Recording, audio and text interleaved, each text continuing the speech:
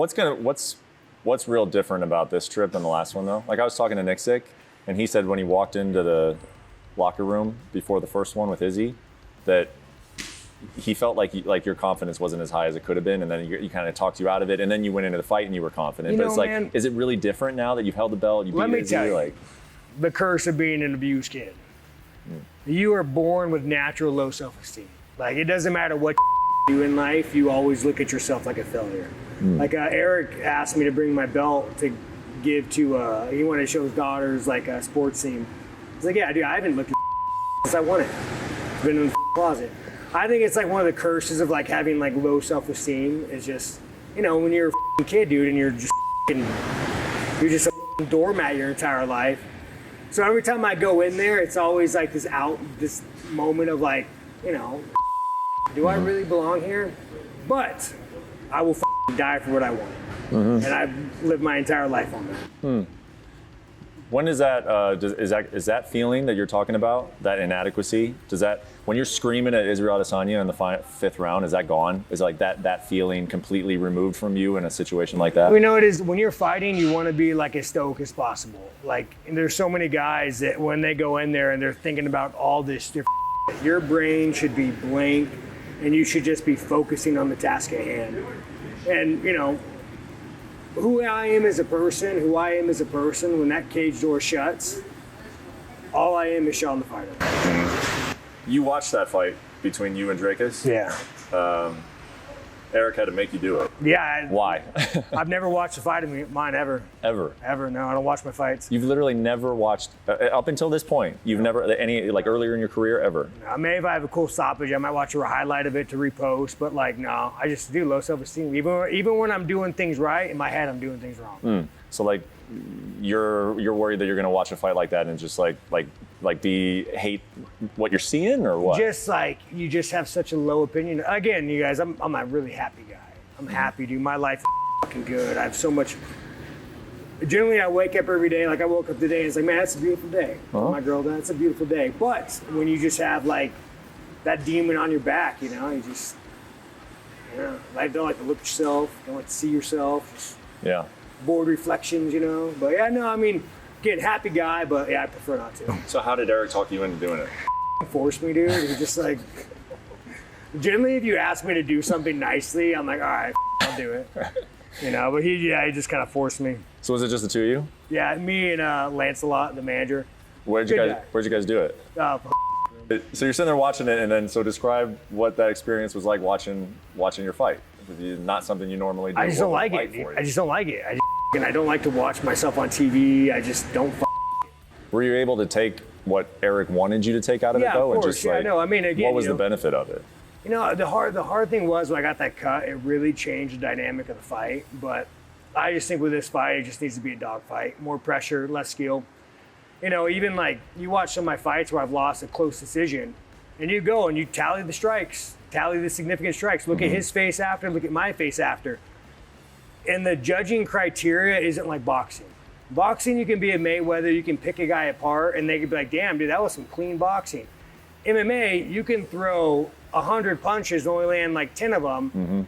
And if those 100 punches are aggressive and they're smacking my shoulder, the MMA gods will count it, or the refs will count it. So it's like, the MMA as a sport, it has a very unique judging criteria. That's how it goes.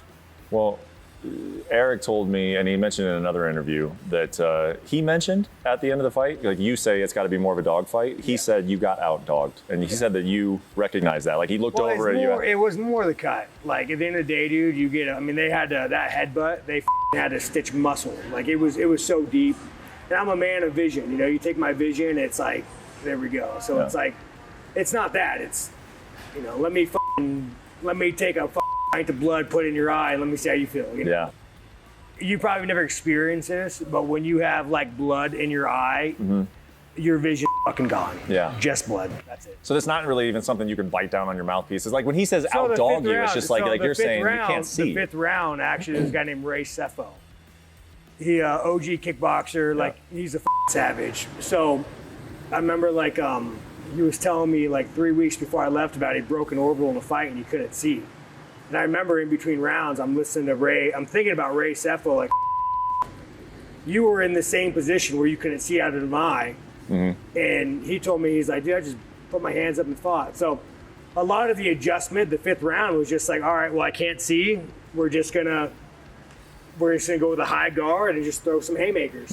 So a lot of the adjustment, it wasn't necessarily like dog. It was just, I could not see. I've seen you, and you've talked about it. The guy comes into this gym and is trying to show off, maybe fighting one of your amateurs. You put him in his place and you show like this killer instinct that everybody gets to see on camera. Some people, and I would say even myself sometimes, Eric sometimes, feel like, where is that in the fight? Like, go after it. Go have that like nasty edge to you. When you're fighting world-class fighters, like we got Johnny Ebram out of Bellator here. You watch me and Johnny fight, it is a fucking chess match. Like you're fighting, it's like world-class level of striking meets world-class level of striking. You go watch the pinnacle of any sport, and you're like, well, why is it different? Because I'm fighting the very best. So you bring a guy in here that, like, you bring anybody who's not a top world champion, and it's easy peasy, but you bring in an elite level striker who's been training their entire life for this moment, it is a chess match. For sure. Look at the actual strikes landed per round. You just have judges that like, but you know, to the judges' credit, dude, I'll watch sparring of me. Like someone will like send me a clip sparring, and I'm like, damn, dude, this guy's like putting it on me. And then, you know, you really look closely, and I'm like, every time he's putting it on me, I'm cracking him. He's bloody, I'm not.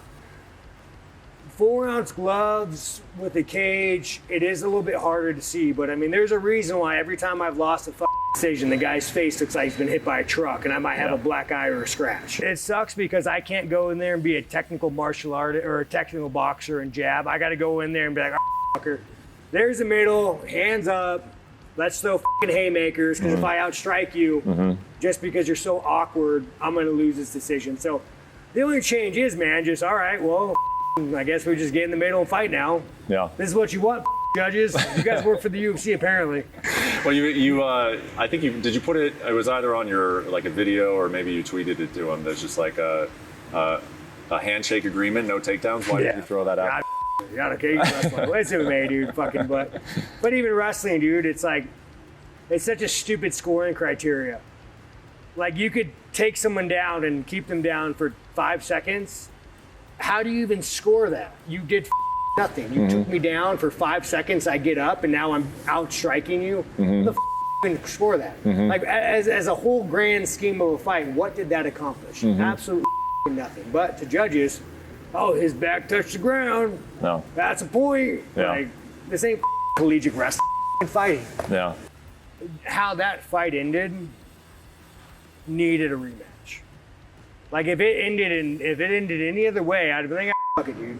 But how that fight ended, it needed a rematch. And even when I win the belt again, I'm like, fuck it, it's a belt, dude. I live so many different lives that I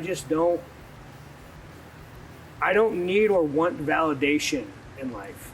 I don't need or want it. I like to fight. It's my job. It's what I make money, but it's like, I just don't need validation. I want to fight Dricus because shit wasn't unsettled. I don't give a about the belt. Like, I don't care about that. I want to fight it because it needs to happen and we need to settle it once and for all. You know, just this one was the most unfinished, just, you know, considering the headbutt, the scorecard, the striking, the numbers. This one felt a little bit more unfinished, you know, and I got no ill will towards Dricus, but we got to settle and he knows it too.